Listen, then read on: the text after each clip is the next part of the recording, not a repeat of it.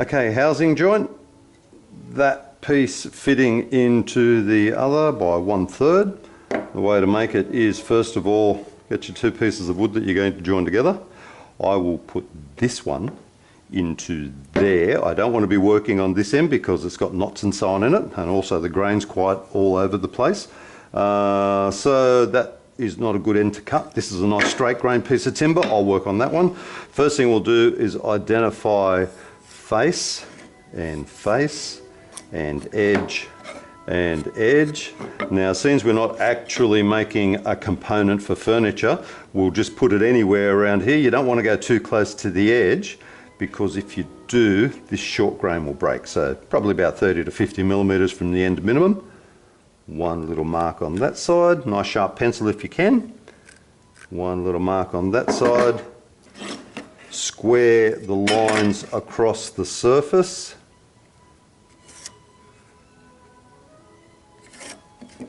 And then down each face.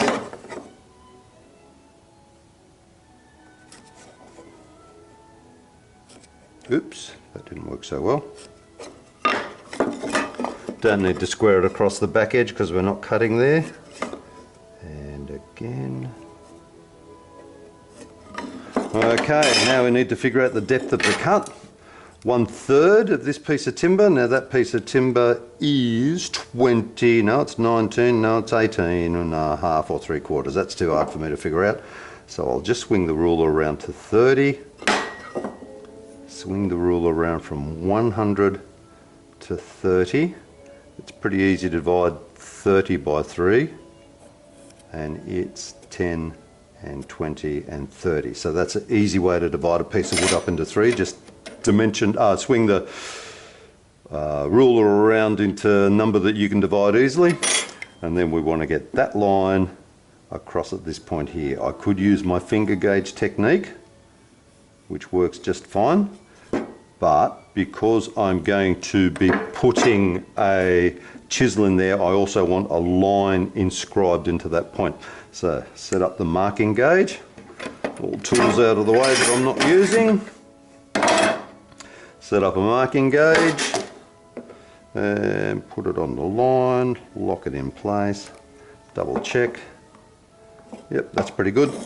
Now you can put it in the vise to do this, but what I'd rather do would be mark from one shoulder line and then back to the other. The reason I did that is because if I go through and start from here and try and stop there, almost certainly I go past it, and I don't want scratch marks into my timber on either side. Same on this side. Back halfway or a bit further, and from the line back again. So that's got those two marks. Often I put a pencil line in it so that my eyes can see the line. That's pretty good anyway. Next thing we need is marking knife and square to mark from the face edge to put the cut line in the surface. So marking knife in the line of cut, slide the square up. 1, 2, 3, 4, 5. It won't work as well as I wanted. There's a little bit of a bump there. I'm unhappy about that, but it's there now, so I've got to live with it. Take a little recess out of the surface so we can get the saw in there. If it's tight, you might have noticed that that bit of grain was tight, quite hard. That's winter growth ring. This is summer growth. The summer growth is softer. See what I mean? The summer growth is softer, the winter growth is harder. You might have to push a little bit harder where the winter growth line is. Tidy up that line a bit more.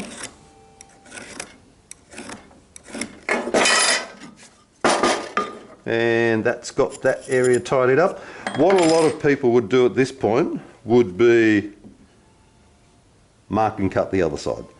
I don't want to do that until I've got this saw cut done. I'm going to do the saw cut one first, reposition my timber to make sure I've got it 100% correct, then saw cut number 2. My experience is that it is easy to cut the wrong, cut in slightly the wrong position and have too wide a gap. A little bit of wax on the saw, help it slide. Same technique as always, pistol grip on the saw, eyes down either side, starting either up against the stop or finger against it, the saw, eyes down either side so you can see whether or not you're going straight. If your eyes are over the top of it, helps it run square, or helps you judge whether or not you're running square. You don't want to be doing this. Straight line, steam train style. Okay, down the line. We don't have far to go because it's only 1/3 the way. I'm almost there already. That's that side. Bring it back out over here. I'm doing that so I can get more space with the tail of the saw. If I try and hit the saw there, I'm going to hit this bit. So I can saw like that. Another technique to give you more distance on the bench hook is put a second piece of timber in there, and that will help you draw back from the stop. So this side, just down to the line. Okay, I'm down to the line on both sides, didn't take long. Now square across the surface, making sure that it doesn't skid over. That's why I've got my thumb in the middle. Pretty good. A little bit further, I think. Now I've got that line cut. My piece of timber, and I'm going to put the one with the knot in there. Piece of timber in position. Move it up until that line is all but vanished. Okay, you can see my line's not a perfect cut. There's a few little steps here and there. I'm unhappy about that, but that's the way it is. Come over this side, marking knife straight down the face of the timber, touch the wood. That's where we square the line. And you'll notice that that's inside of the pencil line. So if I'd cut on the pencil line, I'd be 3/4 of a millimetre too small. Doesn't sound like much, but that's the difference between a tight fit and a loose fit. Same technique as always. Running through with the marking knife, running through with the chisel to give us a nice relieved edge along the top there, and take the material out, tidy up that surface again, and then we'll saw that one out. Yeah, saw down the line, same technique, pistol grip, move things out of the way of the saw so you don't bang them and damage stuff. Down to the line,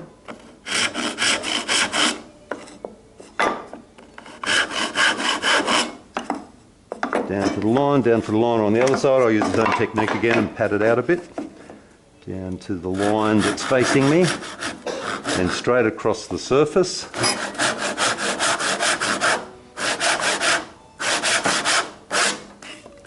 And that's that done.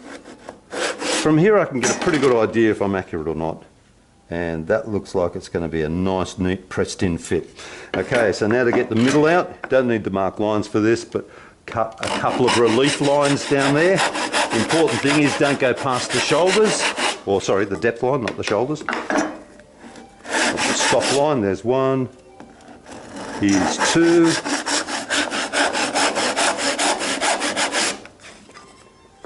And a little bit more. Okay, a little bit more. Now that I've cut across there a couple of times, I've broken up the grain, and it should be pretty easy for me to put a chisel in there and just twist it out. Because it's short grain, it snaps fairly easily, and that gets the bulk of the material out.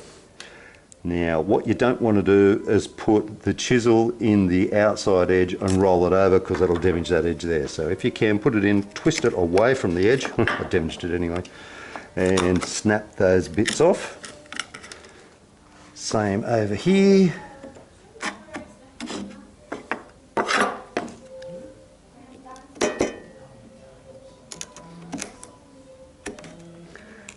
Okay, that's most of it out. Now if I'm lucky, this chisel will be just the right size to fit in there. Looks like I'm not lucky, so I'll have to get a 12mm chisel, which is that one. I had hoped that chisel would fit, but it didn't. Now, a couple of ways you can do this. I find the easiest way is both hands on the chisel, or at least one finger on the chisel, and pushing it down and pushing it forward, holding it parallel with the base.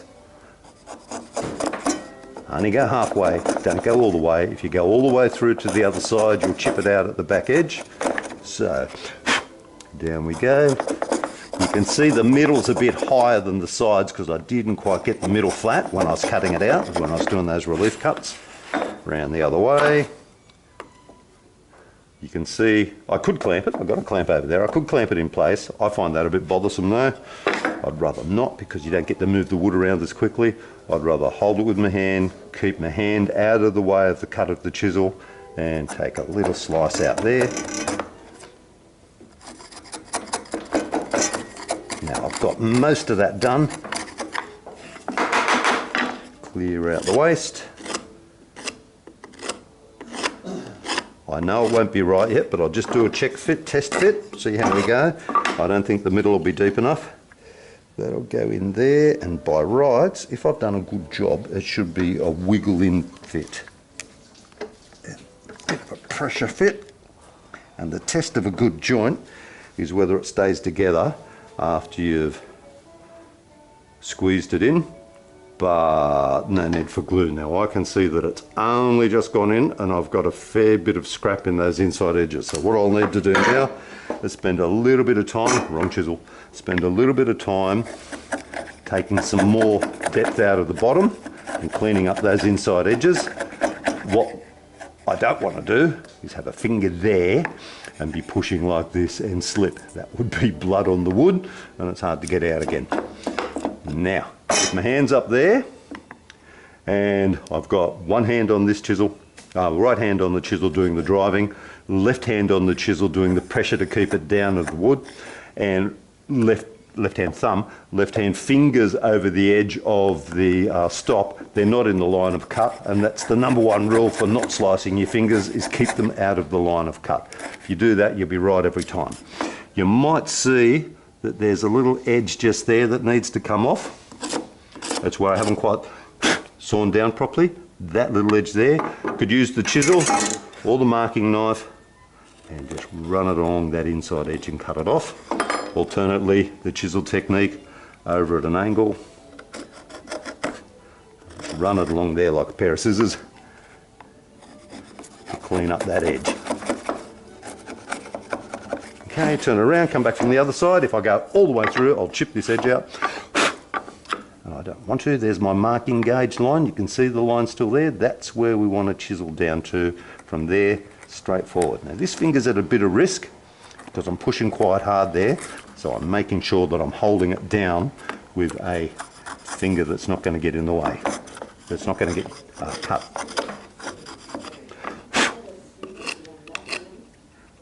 Learning how to chisel accurately and carefully is a really, really good technique, because once you've learned how to chisel accurately, you can do just about everything else right. Saw, hammer, glue, fit, all those other things you need to do to get things right. Chiseling's where you learn about the wood, learn about the grain. Okay, so I've got it down to the line there. I haven't quite got it down to the line here, so it's a matter of take a little bit more out of this edge. I might just do a scribe line in there, so I'm sure that it'll break away when I slice. Obviously, I'm putting a lot of pressure on that and I'm coming straight back. This thumb's okay because it's nowhere near where we're going. If you don't feel confident that you can pay attention to where your fingers are, and if you think that you're likely to slice your hand, clamp it. It's not worth cutting your hand and finding out the hard way. Okay, now the recess is looking pretty good. Try it again for fit. Knot side down. That's a loose knot, unfortunately. And squeeze it in. There you go, tiger.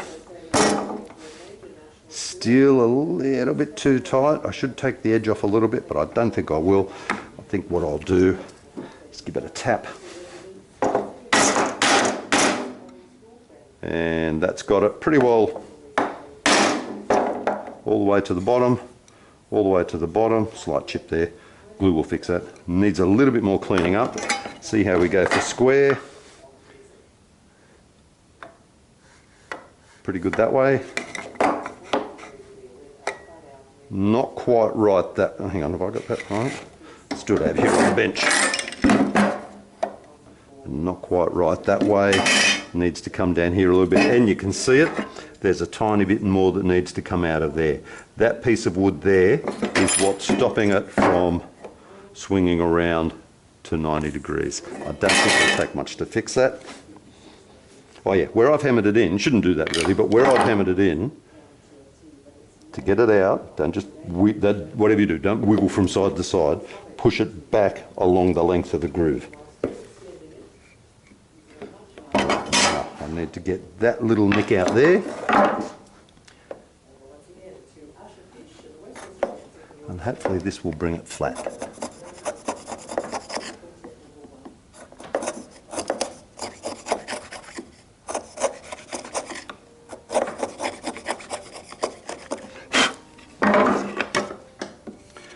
Again, tap it down,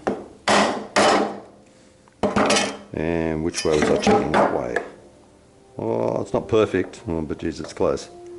Okay, what would you give me on that? Is that an A? No, it's not an A because I chipped there, and there's a little indent there, and that side's pretty good, and that side's pretty good. It's not far off an A actually. It's at least a high B, and it's tight, it won't come apart, and it's neat and square. If you do that, you'll get an A.